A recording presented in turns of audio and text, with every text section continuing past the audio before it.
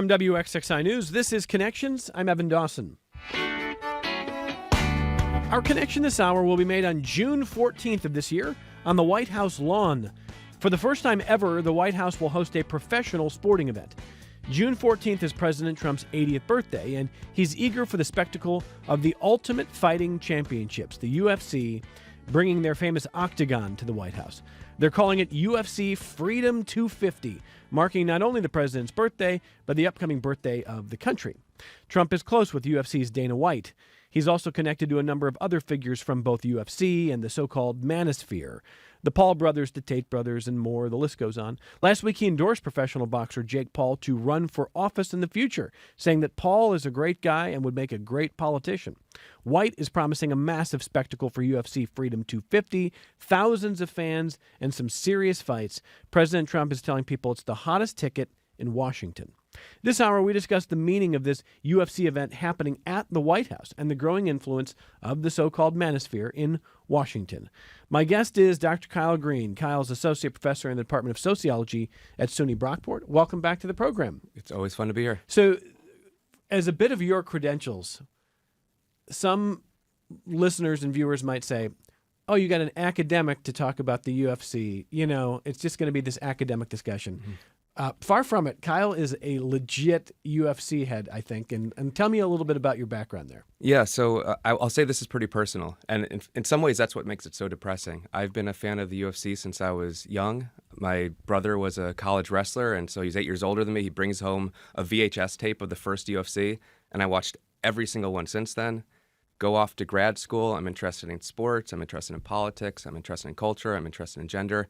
I end up researching the growth of mixed martial arts in the United States. And I'm specifically interested in all the people, whether they're doctors, grad students, lawyers, construction workers, people who choose to, how am I going to spend my time? I'm going to go to a gym. I'm going to spend money to learn how to fight. I'm going to choke people. I'm going to punch people. I'm going to kick people. So I trained alongside people for about 7 years while I was writing about the growth of this thing. So did you get pretty good? Did you get pretty trained up? I got decent. I got good enough to coach sometimes, and I got good enough to know that I was not going to go to the next level. And I also got good enough to know it was bad to get hit in the head. How long would I last in an octagon with you? I don't know. I haven't done it for a while. I've had a lot of injuries, but probably not long. Probably not long. Yeah. That's fair. For those who obviously know boxing but maybe don't know UFC, how does it differentiate?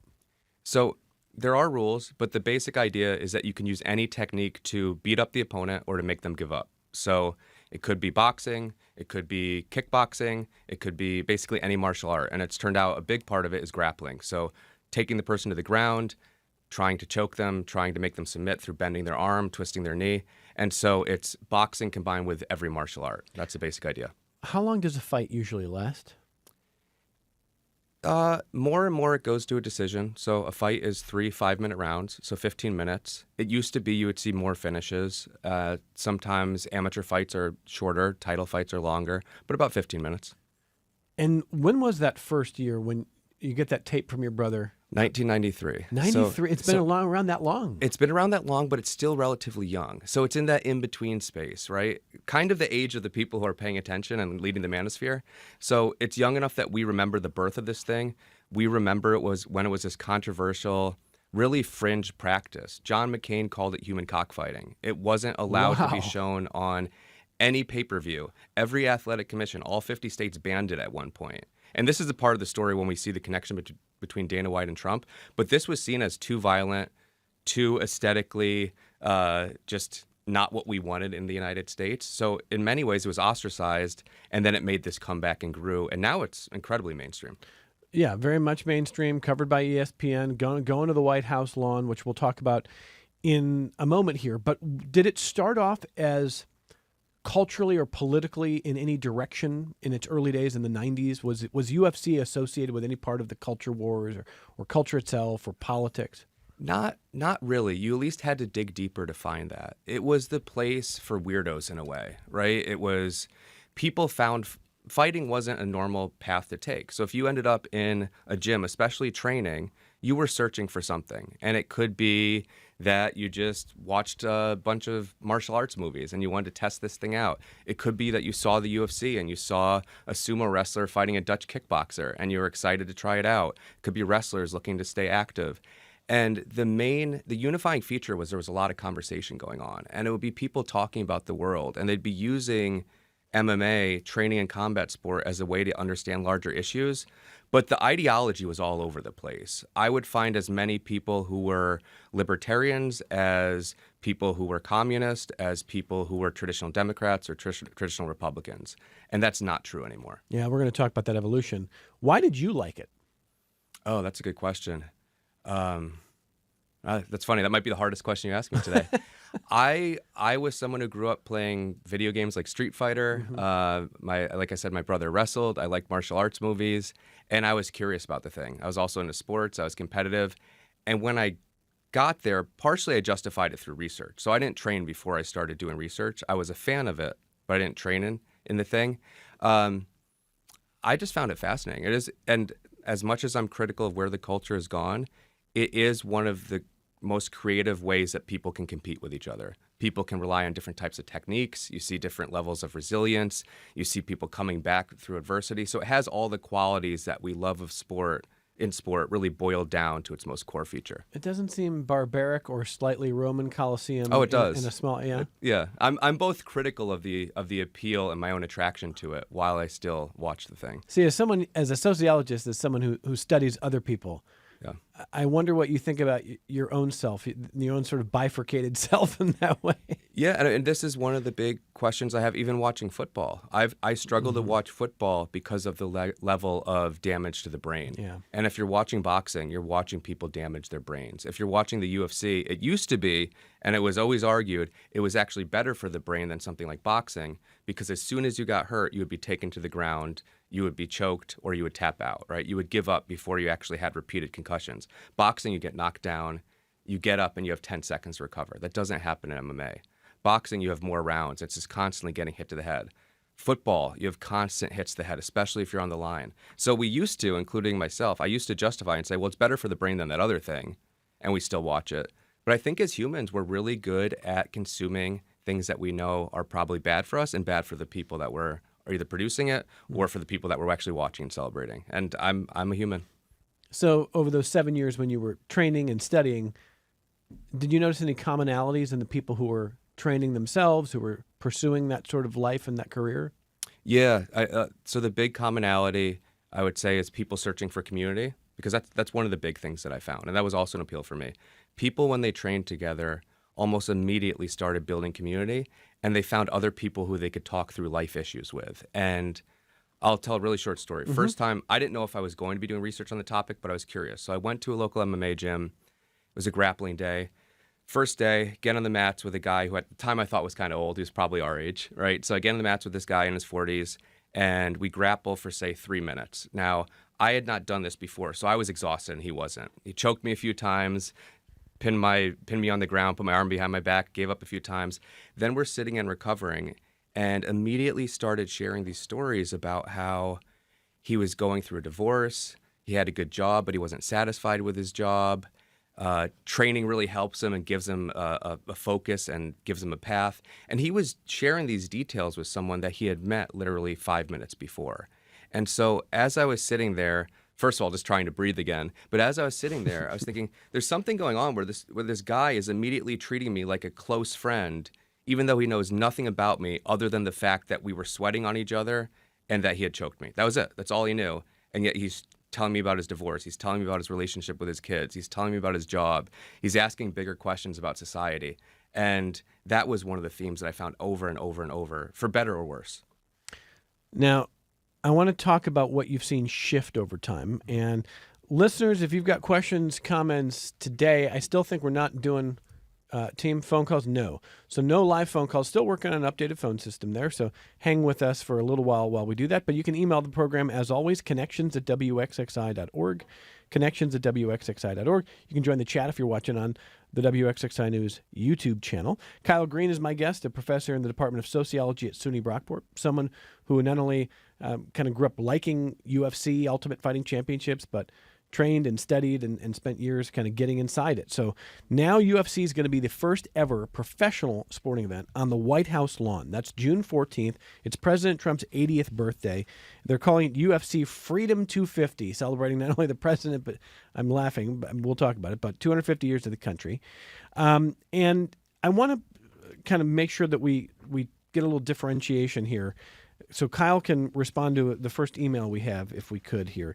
And it's on the subject of, whether this is truly unique that the UFC is going to the White House. So Charles writes to us to say, so in other words, this is the same thing that President Obama did with the White House tennis court for his 50th birthday and other occasions when he invited Kobe Bryant to come play basketball on a makeshift tennis court at the White House. First of all, same thing or different? I would say different. Okay, different how? Inviting athletes to the White House is not new. We've seen that for years and years and years, whether it's every championship team, what's the reward you get to go to the White House, or simply bringing the athlete because you're starting some new policy, you're starting some new program for kids. So you bring that athlete, you hang out with them. Presidents, politicians have always used sports, and we could talk more about that. Mm-hmm. This is different in the sense that there is this giant event taking place where people are going to be paying both to watch it and to actually go to it. That wasn't happening with any of the previous events. So this is actually the sporting event itself happening. Now, one of the questions we should ask is, who's paying for the thing? Building a cage, having security, putting on an event is very expensive. If it's the White House paying for it, then as taxpayers, we should say, why is our money going towards this? Tennis court costs money. Building a tennis court is cheaper than putting on an event like this. Kobe Bryant coming, you're not paying Kobe Bryant, right? He's showing up and you're getting to hang out with him. You're getting to look like a normal guy who loves basketball. If the UFC is paying for it, then fighters should be angry because they're chronically underpaid. But there is something different about having a paid event that's going to be nationally televised. And also, there's something different about the sport. I would say tennis, basketball are traditional sports in the United States. They are not violent.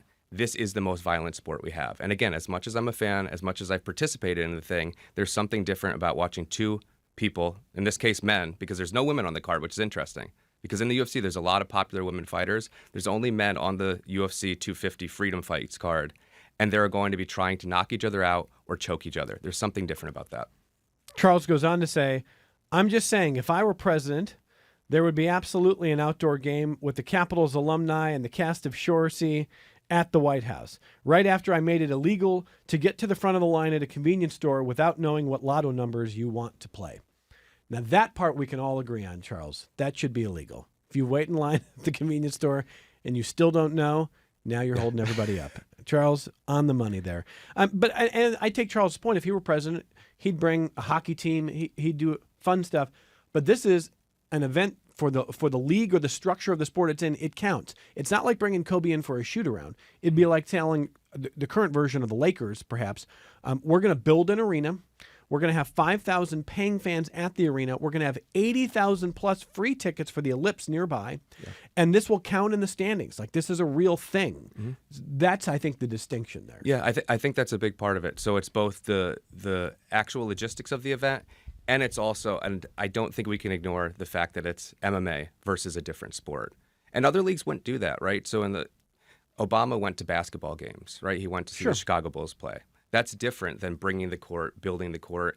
The cage is not going to be there a month after, right? So this is not building a tennis court, which then presidents can play on, politicians can visit. That's not this. This is building an event, having the event, and then dismantling it. Gone. As a celebration in part of the president himself and his birthday. Yeah, it's not on his birthday. Initially, it was going to be July 4th or July 3rd, and then, not surprising, shifted, and now it's his birthday celebration. So he will bring all the dignitaries, all his friends, leaders from other countries. I'm sure a lot of tech CEOs, they will get to watch this event. So I want to listen to some of what Dana White had to say. But before we do that, who is Dana White? Dana White has run the UFC for many years. Dana White took his position when the Fertitta brothers, who were casino owners in Vegas, bought the UFC. So the UFC was struggling. The Fertitta brothers buy it. They put Dana White, who was someone who was involved with boxing out of Boston, in charge. He's the one who, in a sense, was the face of the UFC. He helped make the fights. He's a promoter. He gets out and says, this is why you should watch the thing. And he's made a lot of money doing that. And he's become a strong ally of President Trump, yes? He has become a strong ally of Trump. He spoke for Trump when Trump was first running for president. He spoke for Trump the second time that he ran for president and the third time, so he appeared at the RNC in each of those cases. His friendship goes back much further. Again, UFC was this fringe, struggling combat sport. They had to find a place to go. One of the places they went was Trump provided a home at his casinos. And so that's when the relationship started. It was really an exchange. Trump provided a home, the UFC provided entertainment, and that continued on. The first time that Dana White spoke at the RNC, he specifically said, hey, I'm not involved in politics. I don't know about Trump's policies, but I know he's a good guy because I worked with him. We had a business relationship. This was transactional. I mean, Dana White also campaigned. First time he campaigned for a politician was actually Harry Reid. And Harry Reid Democrat from Nevada. Harry Reid is a Democrat. Key thing is Dana White wants to get favorable rules and policies for the UFC in Vegas, where he holds a lot of his events. So he's always treated politics as transactional. Again, we can see that shift where he himself has become more and more conservative, both following Trump's playbook. But Dana White, in many ways, and we could talk about this more, has set a model for how Trump has approached politics as well. Now, the word transactional, I think, is key here, because if Dana White operates with a transactional approach to relationships, that's a language that Trump understands. 100%. And so they build this relationship where they say, what can you do for me? What can I do for you? Yeah. What can I get out of this? Yeah. Now he's going to be not only on the White House lawn, but White has leveraged his friendship with President Trump, or his relationship with President Trump, into a pretty powerful position, hasn't he? UFC's not on the fringes of our society anymore. UFC signed I believe, $7 billion contract with Paramount. Paramount is led by someone who is trying to curry the favor of Donald Trump. And so that can't be ignored, the fact that they gave the UFC their biggest contract ever, putting them on Paramount Plus, paying more than they probably should have. In a sense, paying Dana White is part of the way that you impress Donald Trump. So he's used that as leverage. And it really has gone both ways. I mean, this is a kind of silly example, but in some ways it's an important example. When Donald Trump joined TikTok, his first video was with Dana White side by side announcing Trump is finally joining TikTok. Right. So this friendship has gone both ways. So let's listen to Dana White. TMZ posted this video of Dana White getting interviewed about this upcoming event at the White House. Let's listen. Dana, a lot's been made of the ticket situation on the White House lawn, and the tickets won't be for sale. That doesn't mean fight fans can't flock to D.C. and have a great time. Yeah, I don't know how many UFC fans have actually been to D.C., but it's a great city, and we're going to have all kinds of activations going on that week. I mean, the press conference is going to be at the Lincoln Memorial. And the way that the White House is laid out, you got the White House, you got the South Lawn, and then there's a road, and then the ellipse is a park that's right there. We're going to be ticketing 85,000 people in the ellipse, and the tickets are free. And we'll announce how we're going to be giving them away soon. But you should plan on going to Washington, D.C. for this event. There's going to be all kinds of activations in the ellipse. There's going to be music. Bands are going to be playing, and you can actually sit in the park and watch the fight on the screens, but you'll actually see the whole setup. It's right there. It will be a very unique, cool experience for fight fans, and like I always say, this is like a one of one. That's Dana White of the UFC. Okay, so a couple things here. First of all, the UFC press conference is going to be at the Lincoln Memorial. How do we feel about that, Kyle? I mean, Lincoln famously fan of MMA. I don't know. Yeah, I don't. I mean, this doesn't seem like it. Maybe, I don't know. Yeah, I mean, this is one of the things that we see with President Trump, right? There's no symbol that cannot be shifted to be a celebration of him, and this is fundamentally a celebration of Trump. So at the White House, we're doing a UFC event. At the Lincoln Memorial, we'll do the UFC press conference. No symbol is too sacred. And if you've ever, I don't know if you've ever seen a press conference for the UFC, but basically how it works is you have the two fighters, or you have multiple fighters, but you have the fighters who are going to be competing against each other, and they try to sell the fight. And what we've seen in recent years, and this is also a shift, it existed in the past, but it's taken on more of a professional wrestling type character where the fighters basically insult each other and yell at each other. Now, it might be different because of the place that it's being held. It could shift. However, this is what we see. We say you're weaker than me. You insult family, you insult religion, you insult politics. Nothing's off limit. And so this is how you sell a fight. So again, in front of Lincoln. And you think that because it's at the Lincoln Memorial, maybe they'll be more buttoned up or reserved? I don't think that's been the history of the modern era of politics. I think you're going to be right. Okay. Yeah. Now, he's talking about the Ellipse, 80,000 plus free tickets that they're going to distribute for fans to be at the Ellipse watching on screens. What I don't exactly know is the Octagon itself on the White House lawn. Are they going to have, I think we've heard like maybe 5,000 seats, probably a lot of VIPs. I assume the president himself. What do we know about that? There's not a lot of detail. I mean, a lot of this is kind of on the seat of seat of your pants. Yep. So on the fly is being figured out. The fights were just announced, which is usually they're announced further in advance. I think it's going to be messy. That's one of the things that we've been concerned in, even in terms of announcing how people get tickets. There's been a lot of chaos around that where people are excited about the free tickets, but they don't know how to get them. They don't know where to go. So this is not surprising if we look at how the administration has done a lot of things. Things are happening rapidly, and they're not that well planned. In our second half hour, we're going to get to how the culture moved this way and the power of this shift and the way that it's being leveraged. But briefly, let me just ask you to kind of set up the second half hour here. You're an MMA, you're a fan, you're a UFC fan, and you know it well. Dana White says it's going to be fun. It's going to be a summer night. Fun. What's the harm? So the question is, what is the harm of the What's thing? the harm of doing it at the White House? I think the harm is you're making a choice of what you want to convey about both the government and the country. So who do we want to represent us? What do we want to broadcast as who we are? And there's a clear statement being made that more and more we've seen the administration lean into traditional, extreme, or superficial versions of masculinity being the story. And this is another example of that. So I think that's the harm. What's the story we want to tell about society? Because in a sense, sport both provides a reflection of society, but it also provides a model for society. We like to imagine it's the best of what we can be. That's why we get all our kids into it, right? We think it's how we teach the values about working hard, the values about teamwork, the values of Handling failure, perseverance. So it's what sport do we want to represent us? The one that we're choosing is a sport where more and more the person celebrated might not even be the best fighter. It's the loudest fighter. It's the angriest fighter. And we're cheering for knockouts. Not even, again, why am I a fan? In part because I like the skill and technique. I think this is a sport that requires such creative understanding of how the body can work.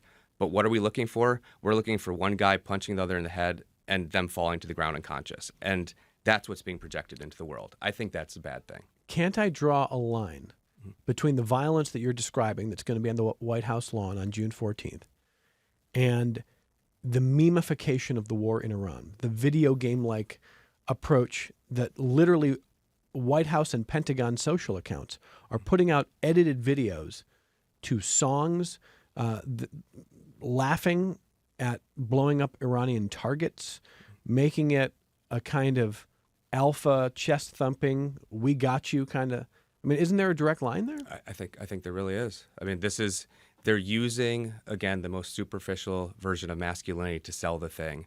Even if we don't know why the war is happening, even if we don't fundamentally understand how much it costs or what the goal is, we know on some level it's making the United States look tough. And it's making the politicians who are doing it, they want to appear as tough guys. It's Kash Patel hanging out with UFC fighters and bringing them to train the FBI and getting that photo shoot, right? It's the whole cabinet, not just Trump appearing at UFC events. And Trump has appeared at more UFC events than all other sports combined. This is his happy place, right? We all have the happy place that we go when we're feeling sad or when our poll numbers are low. And mine used to be Happy Gut, right? I would go to Happy Gut when I was having a bad day. Trump goes to a UFC event, right? And he gets his walkout song. So this isn't Obama appearing at the basketball game, and at one point they show him on the screen and cheering. he kind of sheepishly waves. Yeah. This is Trump coming down like they're playing his music. They stop. Kid Rock song, a song by Kid Rock starts playing. Trump walks out. The commentators say, "Here comes Trump." He goes down, shakes Joe Rogan's hand. He shakes Dana White's hand. Place goes crazy. Place goes crazy. This is the spot that he goes. So this is the attachment to masculinity. I think a lot of the promotion of the war is doing that. It's the showing violent football hits interspersed with bombs. And now it's key. Football players, Ed Reed and Ray Lewis, actually said, don't use us for this. Yeah. We don't want to be associated with it. If he used a UFC fighter knockout, they wouldn't say no. Oh, I think they would be probably cheering it. Oh, they'd be thrilled. But the idea of the memification of the war in Iran, the laughing, the NFL hits, the edited videos of bombs dropping, people pumping their fist, Hegseth sort of alpha, the kind of this big alpha presentation. When I was growing up, we talked a little before the program in the 90s, the most sort of cartoonishly alpha figures, the Steven Seagals of the world, were just that. They were kind of cartoons. They had their fans, but the fans were kind of like in on the joke that this was kind of silly, and that wasn't like actual masculinity. And now that's not viewed as a joke, even if they're laughing. That's viewed as that's what masculinity is, and it's powerful, and that's where all the culture is going. Yeah, I think that is a shift that we can actually track. So it's not the strong, dopey, friendly guy, although we still have that figure.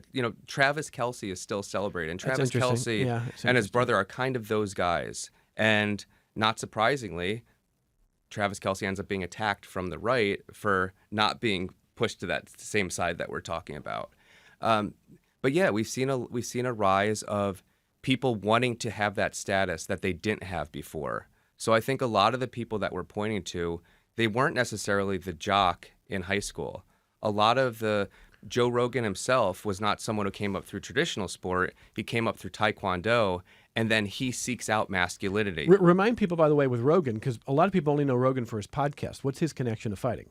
Oh, so Rogan has been the commentator for the UFC since I think UFC 11. So he's been there way back. So he's the voice of the UFC. He's the voice of, in a sense, UFC, biggest MMA organization. Rogan is the voice of MMA. And so Rogan himself, he didn't come up through traditional sport. He wasn't the jock. He came up through Taekwondo. His podcast, especially the early years, in a sense is bringing together this world of people that in some way are related to masculinity. And it could be someone who is a fisherman. It could be someone who's a hunter. It could be someone who talks about intermittent fasting. It could be someone who talks about weightlifting. It could be a Navy SEAL, right? But it's someone seeking out an understanding of what masculinity is, rather than, if we think to the 80s or 90s, it was often that jock that we point to in high school, and then 20 years later, his role in society, he's no longer the dude that we all want to be, right? That's a shift. In Revenge of the Nerds, while cartoonishly nerdy, were the heroes. And, they eventually got over on the growling, screaming jocks who weren't smart enough to complete their world domination. Yeah. That has changed. Now in Revenge of the Nerds, the goal would be to become more of a jock than the jock, right? It would be to learn to fight, to take some sort of supplement to make yourself stronger, and then to present as more masculine than that person who used to bully you in high school. It would be a much different story. You don't win through brains, you get money, and then you pay them to hang out with you and accept you. Or you beat them down or kill them. Or you beat them down and kill them. Okay. When we come back from the other side here, we're going to listen to another sound clip of the president last week with one of the figures in, we've used the term the manosphere. We'll define that term.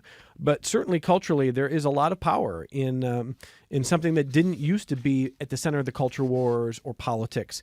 Ultimate Fighting Championships from the early 90s, finding out from Kyle Green, has been very popular over time, but it took a while to go from the fringes to where apparently Senator John McCain said, this is, this is like watching cockfighting. This is, it's kind of horrifying stuff, to being viewed as a multi-billion-dollar industry, very legit, and they're going to the White House lawn for a big event on June 14th on President Trump's 80th birthday. Kyle Green is an associate professor in the Department of Sociology at SUNY Brockport. We'll come right back on Connections.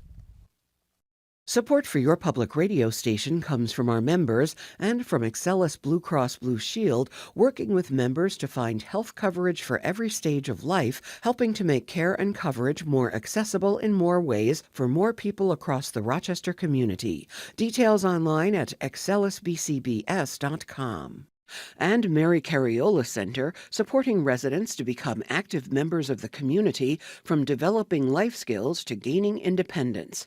Mary Cariola Center, transforming lives of people with disabilities. More online at marycariola.org. A few of your emails as we come back here and continue this conversation on the story of the UFC going to the White House, the first ever professional sporting event, having an actual event that counts in the standings, that counts in the money, that counts in the belts and the titles and the unification. It's not the NBA and it's not Major League Baseball. It's Ultimate Fighting Championships, and they're going to be there for UFC Freedom 250 this coming June 14th. That happens to be President Trump's 80th birthday. He is very excited about this. He's calling it the hottest ticket in Washington, and he's bringing in not only this event to honor that, but they're calling it Freedom 250 because originally, as Kyle Green told us, this was supposed to be around July 4th weekend, marking 250 years of the country. So it is a big event. Some feedback from listeners. David does not share Kyle's appreciation for the UFC. He says, I was stuck watching these fights one time very briefly, and the violence disgusted me. I think it's very, very sad and scary that people like to cheer such terrible acts of one person harming another. It's from David. What do you make of that? So there's this cool project by a sociologist in the UK who also trains in martial arts, and the title of his project is Love Fighting, Hate Violence. And so he tries to create more positive cultures in combat sports gym throughout MMA. And his argument is that it's fully consensual and it's celebrating the technique and skills that people have. Now, I cannot fully disagree with David, especially when I was training in MMA. I would often go to local bars with other people I was training with to watch the fights. And one of the things that frustrated and horrified me was people would get bored during much of the fight and then excited when there was a brutal knockout. So if we reduce it just to those moments of simply cheering the knockout, cheering the damage, I agree. There is something horrifying about that. I also find that to be something appealing, something skillful. There's something amazing that happens in the gym. More and more we see women training in MMA, and this is seen as, from people training, women talk about how positive it is for them to experience this, to kind of reclaim their ability to use their bodies, to be tough, to beat up guys in the gym. So I do think, again, calling out Alex Channon, he is doing something really good, focusing on the idea of celebrating martial arts culture, celebrating community, celebrating fighting, and then hating it when it's reduced simply to violence. And oftentimes the UFC does that. Steve in Rochester says, I remember when they used to have what was called Ultimate Fighting, and punching an opponent repeatedly in the groin to get them to submit was perfectly fine. Was that a precursor to the UFC? That was the UFC. So the UFC. one of the early, when the UFC first arrived on the shores of the United States, it was often referred to as no holds barred fighting, and so there were very few things that were not allowed, and basically the rules were figured out each successive event. So in the beginning, you were not allowed to poke someone in the eyes. You were not allowed to fishhook them, which is putting your finger in their mouth and pulling on it. And there was maybe one or two other rules. Basically, anything else went. There was a fight where one fighter punched the other, trapped them on the ground and punched the other person repeatedly in the groin until they gave up. That was then made illegal. When the UFC, and again, it was an absurd, part of the reason it wasn't as popular and it was fringe was it was this absurd thing. After the Fertitta brothers bought the UFC, they had to figure out, how do we get all the athletic commissions to okay this event? Meaning they had to, they created weight classes. So before you could have someone who was 150 pounds fighting someone who's 300 pounds. That changed. So we have to have weight classes, we have to have set rounds, and we have to have more rules, including no groin strikes. So no groin strikes, no fish hooks, no eye pokes? No punches to the back of the head. You can't kick someone in the head when on the ground. So they had to implement a number of things, often things that were seen as aesthetically more violent rather than protecting the person you were fighting. The only moves I would have a chance with have been outlawed. Yeah. Charles follows up, by the way, to say, the UFC was a commercial. The Gracie family wanted to demonstrate the superiority of Brazilian Jiu-Jitsu over every other form of martial art. Hence why Royce won 1, 2, and 4. That is true. So the Gracie family, they popularized Brazilian Jiu-Jitsu, and they wanted to show this off because many martial arts discounted the value of ground fighting.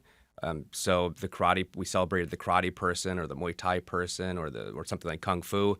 And so they said, we're going to create a tournament and this was already happening in places like Japan, places like Brazil, but they wanted to create a big tournament in the United States where someone could come from any fighting background. And in a sense, they hand-selected people for the first UFC who did not know about ground fighting to the same degree. And so you had the lightest person in the tournament, Hoist Gracie, which was part of the appeal to me growing up in rural New York as a smaller kid. And I see this guy come out. He didn't know how to punch, he didn't know how to kick, and he beat up all these guys who were much bigger than him, much tougher than him, and then jiu-jitsu exploded in the United States. When I first started doing my research in 2005-ish, 2006, it was hard to find a Brazilian jiu-jitsu gym in the United States, in any city in the United States. Now every major city has 20 gyms you could go to. Rochester has at least 10 gyms you could train at. Okay. Charles, thank you. Commenter on YouTube says, I think this will be a wonderful event. What an apropos demonstration of the culture and mentality of society in 2026. Can we have an exhibition match between two congressmen? And then the response, could we have an exhibition fight between Ted Cruz and Lindsey Graham during this event? I don't think we're going to see amateur exhibition in this one. I don't think we will. However, we do see people in the United States government who are quite eager to challenge others to fights. So Mark Wayne Mullen had in the past challenged, I think it was the head of the truckers union to a fight, right? And now he's leading Department of Homeland Security. And he has a background as an MMA fighter, so worth noting. So I don't think we will see that, and I think the commenter is making a very perceptive joke. Yes, when Mark Wayne Mullen challenges a Teamsters union rep to a fight on the floor of the Senate, and Bernie Sanders is jumping in to stop the fight from happening. Yeah. We do feel like we're in a strange place, a strange parallel universe that maybe we drunkenly stumbled into. Yeah. And let me get Sheila's email here. Sorry, Sheila. I got to pull that up again. Sheila says, Evan, today's show is extremely interesting. Hearing your guest talking about men participating and watching MMA fights seems to portray an intimacy that develops between fighters and opponents, and opponents as well as those who just like to watch.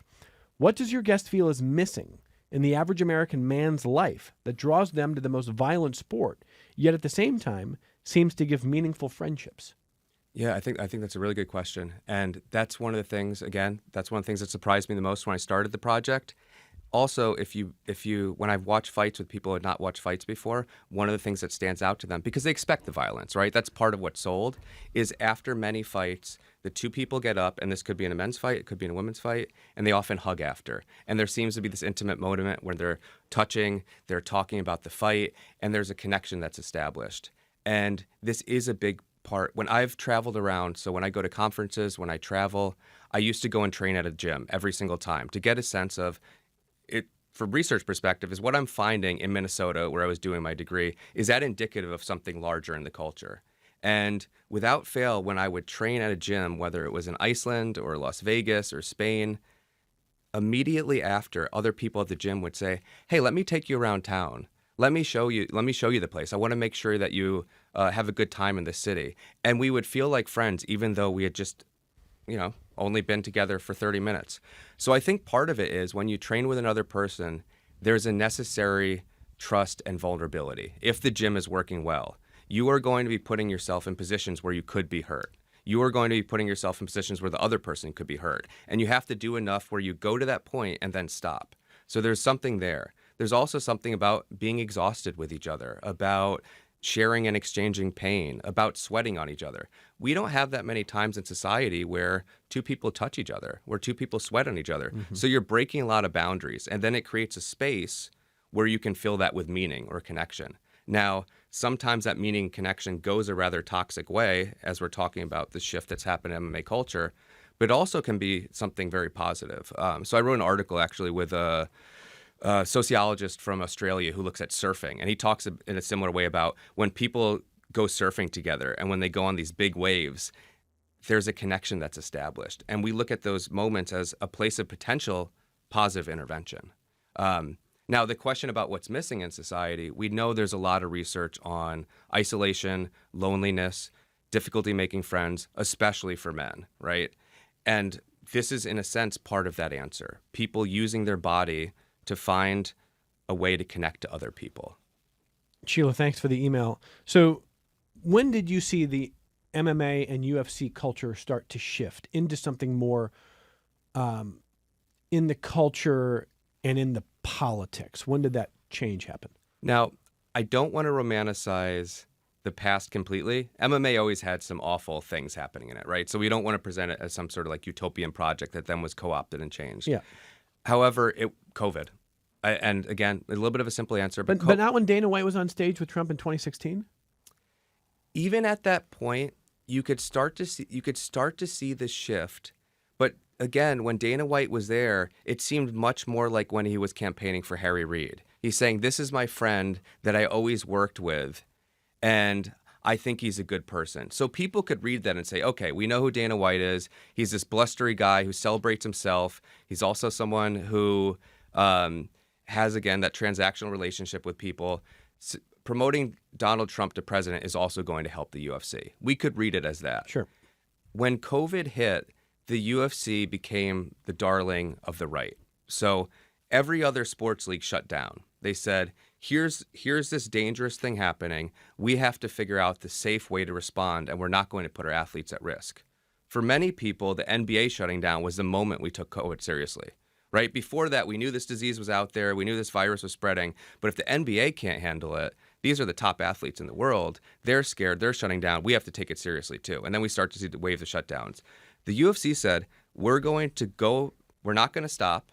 We're going to circumnavigate. We're going to circumvent laws. We're going to try to hold an event. Maybe we're going to go to a Native American reservation. That was one of the places they wanted to go. Because if you're on tribal land, then you can avoid some of the state laws. And so that they were going to go in California to tribal land. Or maybe we go to Florida where the laws are more lax. Or maybe we go to the United Arab Emirates where we can create what's called Fight Island, which is what they ended up doing. But we're not going to stop. And specifically, Dana White said, the economy matters more than the risk. You're dismissing scientists and saying you're acting like this is more dangerous than it is. And then also during this time, Dana White specifically began attacking journalists and calling them weak and calling them scared. And in a sense, this is a playbook that you see Donald Trump using also. And so this is when you started to see that shift. And for a lot of people at local gyms, and I find this particularly sad, they also said, oh, we're not that scared of COVID. We're going to keep training. And you're trying to take this thing away from us that we love. You're trying to take community away from us. You're trying to say our gyms have to shut down. You're trying to say that we can't have a group of people training together, even if we would like to do that. And so that was a real tipping point for both the UFC and their relationship to Donald Trump, but also for local MMA communities. So in that interim time, the manosphere grows. What's your definition for the manosphere? Okay, so one of the classic definitions, I was reading a psych paper in preparation for this. I wanted to see how people define it. And so the classic definition that we see, and journalists often use this definition, is simply a virtual space defined by misogynist views and toxic masculinity. I find that to be too limited a definition. There's elements of truth there, but we can find things outside the manosphere that fit that. For me, I would say it's for men. It's a virtual space for men, by men, and about men. And so the manosphere would include people who are talking about hunting, that include people talking about the importance of having these extreme activities like skydiving or hiking a mountain. It could be people talking about health. But again, it always returns to masculinity. And that's the key part, is saying it's a group of men getting together and saying there's something special about masculinity. There's something lacking in society, and we need to reclaim that. Does it typically involve violence? Does it celebrate violence? And is it culturally or politically to the right? It doesn't have to be, but that has become the most dominant voices are that thing. And so there was an interesting study. I wish I remembered the researchers who did this, but they created TikTok accounts and they said they were 16 years old, which they were not, right? Mm-hmm. So it's a group of researchers creating new accounts and saying that I'm a 16-year-old boy. And what they found was within 9 minutes, whether they started with looking for gym tips, nutrition tips, any of these other things that we've listed, within 9 minutes, they would find themselves on videos that were specifically anti-feminist and often anti the LGBTQ population. So 9 minutes was all it took there. Within 20 minutes, it was getting more extreme and specifically political. So the manosphere, it doesn't have to be that. And we could look to examples of I don't know, there's something called the Good Men Project, and it's a group of guys who try to think about what positive masculinity could be. I'd say that's part of the manosphere. They're specifically saying there's something important about masculinity. It's only going to be guys talking about this, and we're going to try to set a model for boys to follow. That's not the dominant voice. Yeah, right. And that's why I just asked, because writing for Wired magazine after the 2024 election, here's Brian Barrett. He says the manosphere won. Donald Trump owes at least part of his 2024 presidential election victory to the manosphere, the amorphous assortment of influencers who are mostly young, exclusively male, and increasingly the drivers of the remaining online monoculture.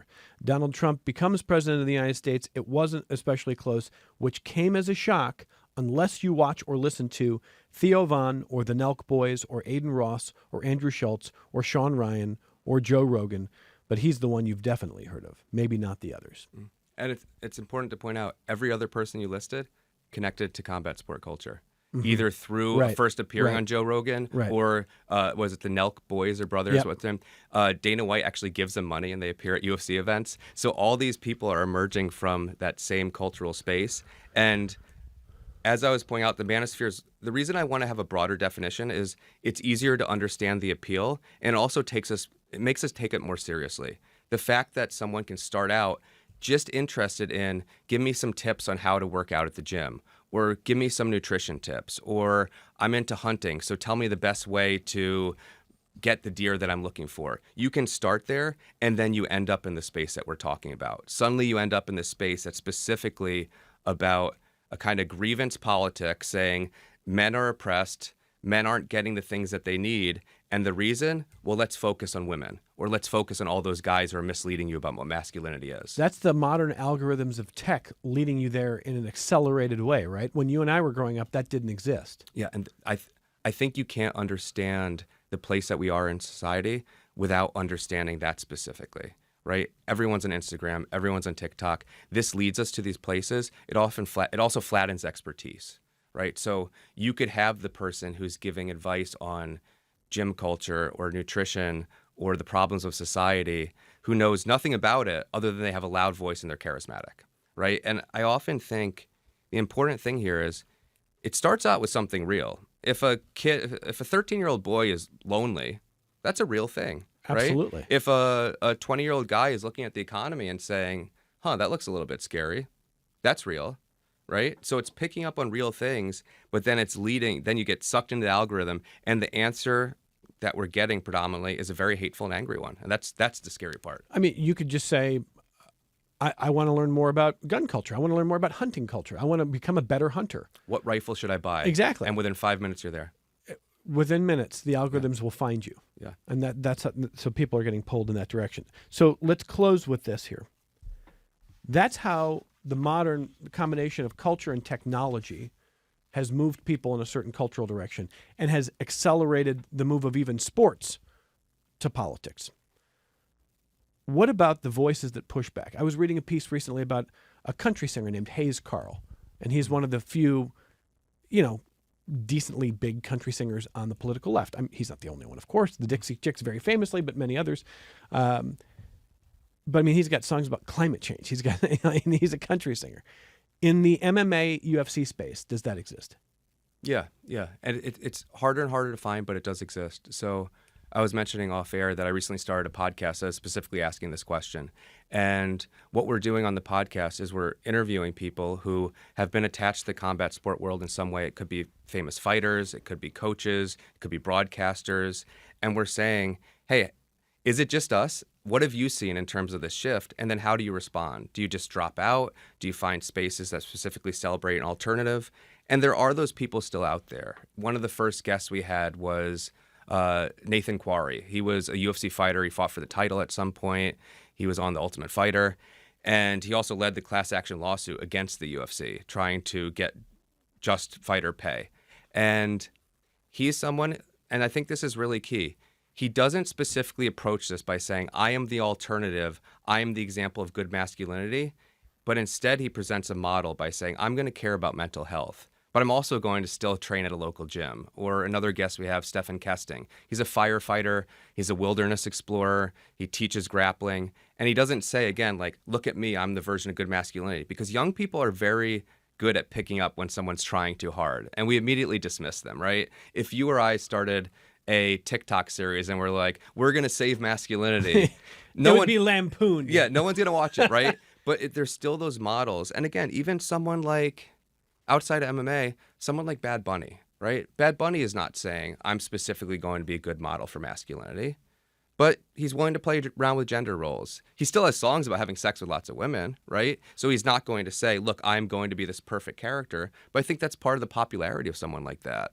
And young people, as much as they're drawn into this space, I teach college students. A lot of college students are horrified by it too, and they're looking for something else. But they're looking for something authentic, not prepackaged in a lab. In the same way that after the last election, when people said, "Well, what the political left needs is a Joe Rogan of the left."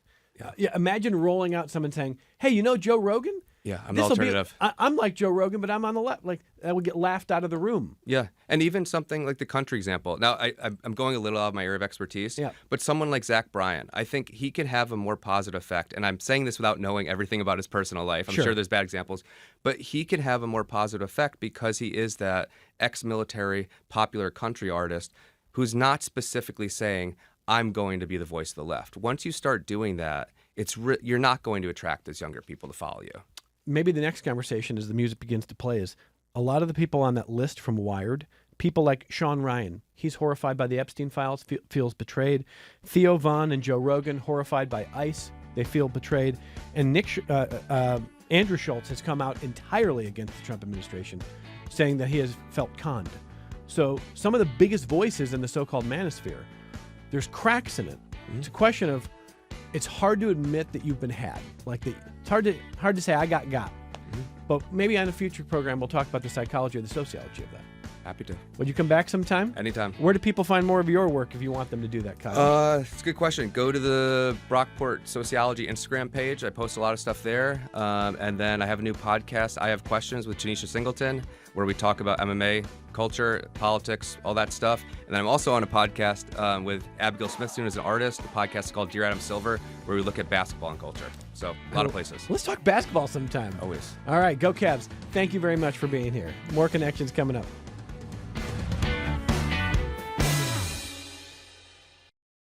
This program is a production of WXXI Public Radio. The views expressed do not necessarily represent those of this station, its staff, management, or underwriters. The broadcast is meant for the private use of our audience. Any rebroadcast or use in another medium without expressed written consent of WXXI is strictly prohibited. Connections with Evan Dawson is available as a podcast. Just click on the Connections link at WXXInews.org.